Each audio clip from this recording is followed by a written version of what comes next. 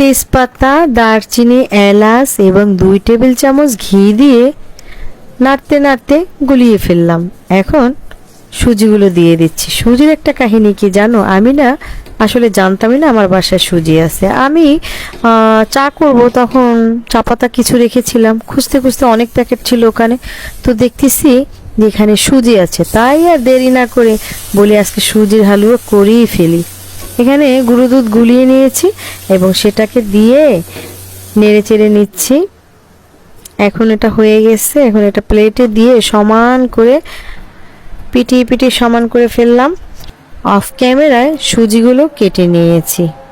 এখন কি আর করব, নিজের খাওয়ার জন্য তো নিতে হবে, তাই নিজের খাওয়ার জন্য নিয়ে নিচ্ছি। এক পিসে তো আর হবে না, তাই 4 পিস নিয়েছি। এখন আমি খাবো। বিসমিল্লাহ।